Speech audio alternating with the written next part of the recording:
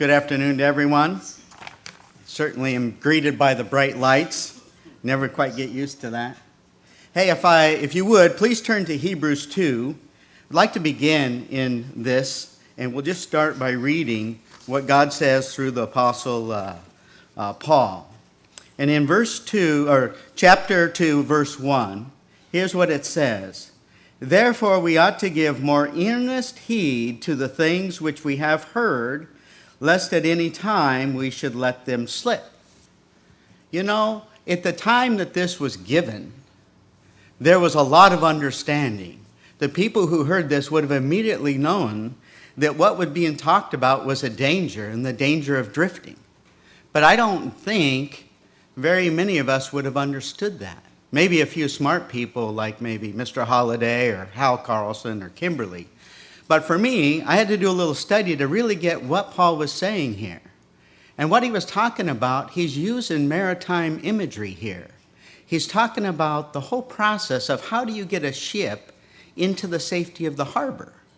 See, back then, they didn't have ships like we do. It's pretty easy. You got these big powerful engines. You can go forward. You can go reverse. You got sonar telling you if there's anything under the water that you can't see. You got maps that tell you if there's any permanent problems or dangers lurking under the water. You got ships that go and dredge the harbor so that you don't run aground. You got all these things, but back then they didn't have that. And it was a real problem of how do you get that ship in there? Because it could drift to one side or the other. Or maybe the tide was coming out when they're trying to go in. And if a ship is drifting, it could easily drift out to sea. It could drift into the rocks. There were a lot of things like this that they had to deal with. So what they figured out was it was really important to figure out how not to crash. Paul was very familiar with shipping. He crashed several times. He was in shipwrecks. He refers to this. And this imagery is used a lot in Paul's writings, actually, if we just pay attention to that. So now let's go and look at a couple of words, and I'll show you what I mean. First of all, the word when it talks about more earnest, that one we can kind of figure out. It means more abundant, or simply put, much more, much more. So he's saying here, we ought to give much more, and what does that word heed mean? That's kind of a strange word. It's an old one that I just used to always go over real quickly. But it actually means to bring near or to bring in. Vine's Expositor Dictionary puts it this way. It's the process of to bring a ship to land. To bring a ship to land. To put it in. To put it into the harbor. Now, what about lest it should slip? What's that all about? Well, that's about the concept of what happens if it slips by the mouth of the harbor. It drifts by. It passes by. It misses the mark just a little bit. And most of these harbors, there was a narrow opening where you could get into it. And otherwise, there's rocks. And you're going to destroy the ship. You could have loss of life. So even this, literally it means to flow by. It's interesting that one of the meanings or definitions of sin is to miss the mark. Imagine if you're trying to get right in the middle of this mouth to get in the harbor and you miss the mark, you move over here and you crash. There's danger. So really what Paul is talking about, the imagery he's using, is that we need to give much more attention to make sure that there is no drifting in our lives, lest we crash, lest we miss the mark, lest we suffer toil and pain and problems. It's a message about being prepared to avoid these dangers that lurk. And for the Maritimes of that time, they well understood what these risks were and that it wasn't easy. So that is what we're talking about here. So the point of these scriptures is to avoid drifting and getting into trouble. We need to chart a course. We need to do that. Now, drifting usually happens for three reasons. There's wind, there's current, and there's the tide. You see, you could be about ready to enter into that harbor, have everything tied up, but what if the tide's going out? There's no way, without all our modern conveniences, you're going to get that big ship through there. So then you get sucked out to sea, tossed to and fro. So spiritually, what are we looking at? Well, we've got the winds of human nature, the old man. You got the current of culture or society. You got the tides of Satan and circumstances.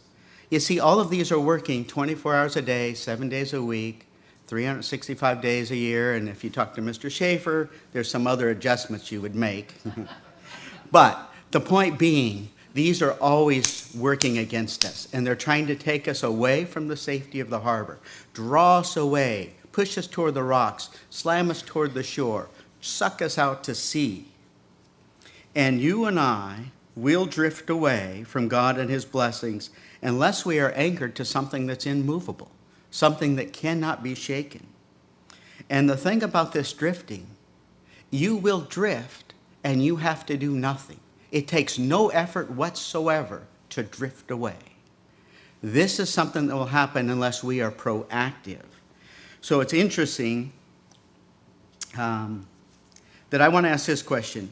It's just a matter of time if a ship is drifting, not if it gets in trouble, it's a matter of when it will get in trouble. That was just a known truth of the day. So the question I ask myself, and maybe you can ask yourself, are you drifting? Are we drifting spiritually? Are we drifting spiritually? Do we have specific goals? Do we have a plan to avoid drifting spiritually? It's interesting that there was an Arctic explorer by the name of William Perry. And he was exploring the Arctic and he was heading north. And he would chart his course very particularly to head north. And then at night he would check his progress by looking at the stars. And he found, although he spent all day walking north, he actually had traveled south.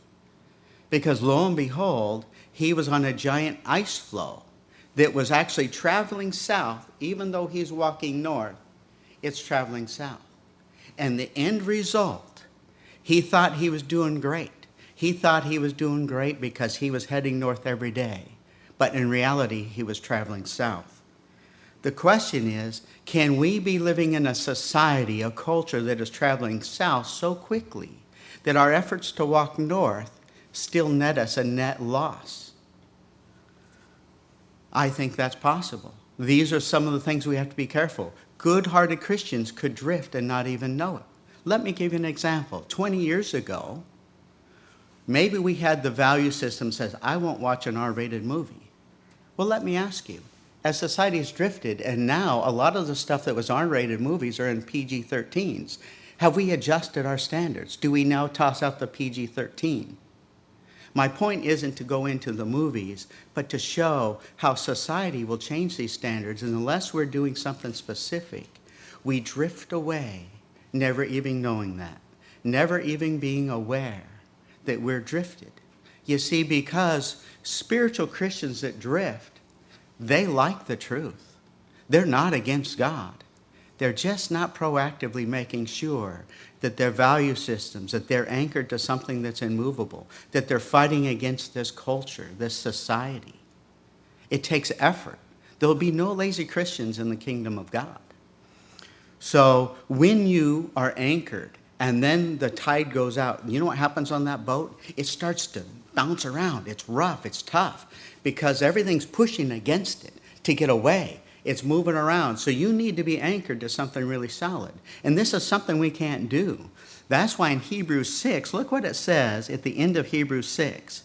It says, for which hope we have an earnest as an anchor of your soul, both sure and steadfast, in that which entered into the veil within. For this is the forerunner for us entered, even Jesus.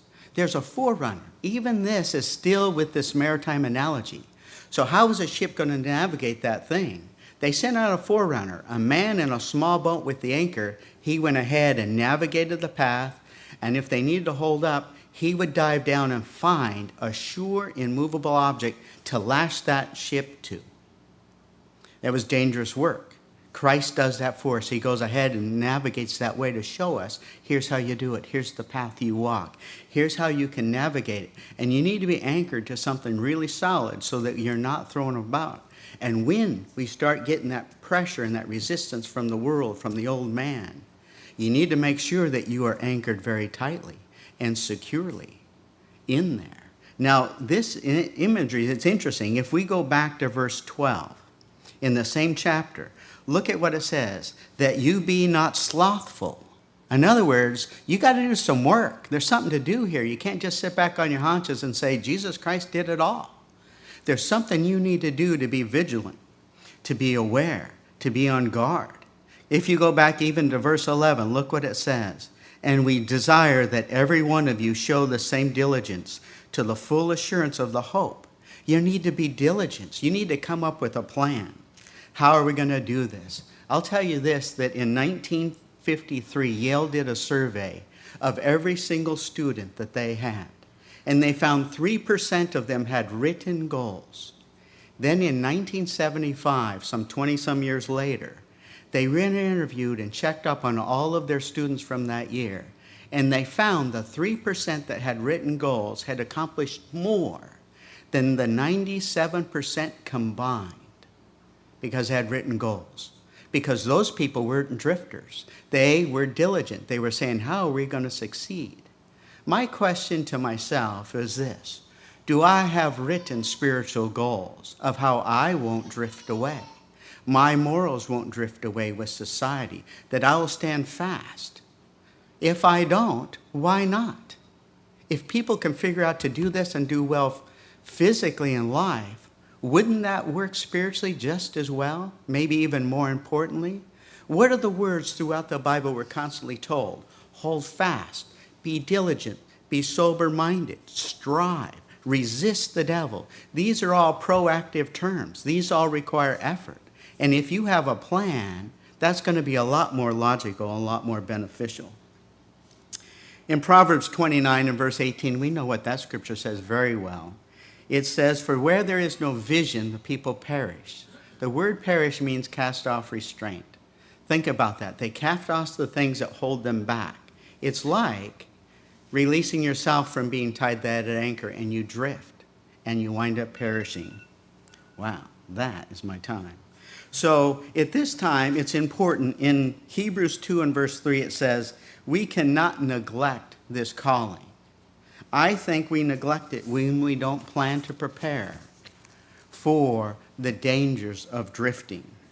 Just like the Maritimers of Paul's time, if you drift, you will crash. Spiritually speaking, if we drift, we will crash. The only way to be sure to avoid the process of drifting is to be anchored to something immovable, an immovable rock.